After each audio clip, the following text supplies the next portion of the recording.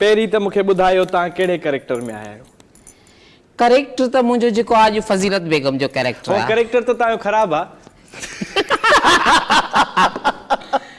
फज़ीलत बेगम तव्हांजो कैरेक्टर आहे ऐं कमाल जो कैरेक्टर आहे ऐं अक्सर तव्हां कैरेक्टर्स कंदा रहंदा आहियो ऐं ज़ाकिर शेख मुंहिंजो ज़बरदस्त दोस्त आहे ऐं हिन फील्ड खां अलावा बि असां माना हिकिड़ी भाईबंदी आहे पाण में। सो अॼु त अजीब लॻे थो भाईबंदी चवणु छो जो अॼु मासी बंदी आहे, अॼु मासी बंदी आहे चओ। ज़ाकिर तव्हांखे वेलकम था कयूं असां पंहिंजे प्रोग्राम में म्यूज़िक नाइट विद जानज़ेब अली में। शो शुरू थी चुको आहे धरती टीवी ते। माशाअल्लाह असां काफ़ी सारा एपिसोड बि कया आहिनि ऐं तव्हांजा लख लाइक लख कुर्ब। तव्हां पंहिंजा चवंदा आहिनि कुर्ब जा क़दम खणी असांजे तॾहिं बि आया आहियो। कुर्ब जा क़दम खणी असांखे अचिणो पियो जॾहिं हाणे हूअं त ख़बर अथव नाइट जो मन निकिरंदी आहे त असांखे नाइट में इनवाइट कयो त मूंखे अचिणो पियो। इनजे करे त तोसां मिलण में जेको आहे मतिलबु उहो ज़ाकिर शेख बि तोसां मिलंदो आहे ऐं फज़ीलत बेगम बि त अचिणो पियो। मूंखे पहिरियां इहो ॿुधायो त आउं ज़ाकिर शेख खां शुरूआत कयां। जीअं तूं मिसाल ॾिनो ईअं मां मिसाल ॾियां हा त ओ पेरे उगाड़े पहता से सजण तुंहिंजा सलाम जो पहुता।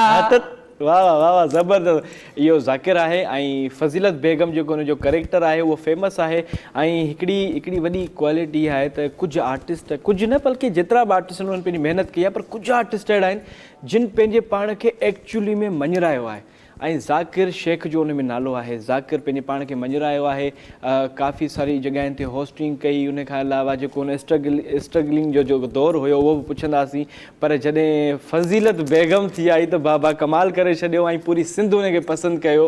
ऐं अॼु जेको आहे सो काफ़ी जेके मुंहिंजे दिलि में सुवाल आहिनि, जेके तव्हां मूंखे पर्सनली सुवाल मोकिलिया आहिनि, उहे सभु पुछंदोसांसि, टेंशन न कयो। पहिरीं त ॿुधायो त जेको हीउ कैरेक्टर इहो क्रिएट कीअं कयो, किथां थियो, छा सोचियो, हीउ कीअं आयो? इहो मूं पाण ई कयो हुयो। अच्छा, तव्हां सभु पाण ई था कयो न? तक़रीबन पाण ई पिया कयूं। कंहिंखे करण जो मौक़ो न ॾिनो आहे, पाण ई पिया कयूं। पोइ कीअं इहो कैरेक्टर आयो? इहो कैरेक्टर ईअं आयो त नवीद कंदो हुयो प्रोग्राम हिकिड़ो।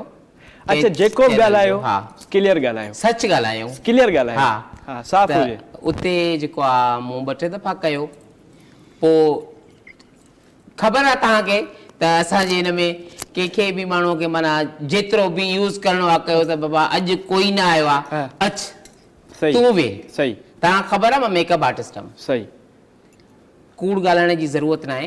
इहा त हिकिड़ी सुठी ॻाल्हि आहे। मां तक़रीबन 17 साल जेको आहे असांजे इदारनि में मूं जेको आहे टाइम ॾिनो एज़ ए मेकअप आर्टिस्ट। पोइ मुंहिंजो नंढड़ो हिकिड़ो पार्लर बि हुयो। पोइ तक़रीबन एक्ट्रेस ईंदियूं हुयूं मूं वटि त उहो चवंदियूं त तूं हिन जी नकल कई, हुन जी नकल कई, इन खां सुठो आहे तूं पाण कमु कर। वाह यार, तूं पाण कमु कर। पोइ जॾहिं वरी अच्छा, अगरि कैरेक्टर खां थोरो पोयां हलिया था हलूं, जॾहिं तव्हां जेको चओ था मेकअप आर्टिस्ट जो, त तव्हां एक्चुअली हिकिड़ा मर्द आहियो, सही आहे? जी जी जी जी हा बिल्कुलु। ठीकु आहे, त पोइ उहा थोरी चाल अची वई तव्हां में?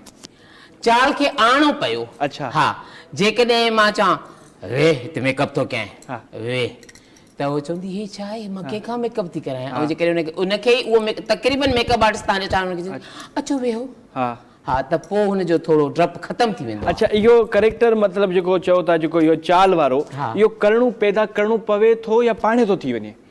कुझु त कुदरती हूंदा आहिनि ऐं कुझु इहो आहे त पैदा करणो पवंदो आहे। अच्छा। हा, पोइ उतां खां माना ख़बर पई त मूंखे हीउ कैरेक्टर में अचिणो आहे, फज़ीलत बेगम। हा, पोइ फज़ीलत बेगम तव्हां उतां क्रिएट कयो। हा,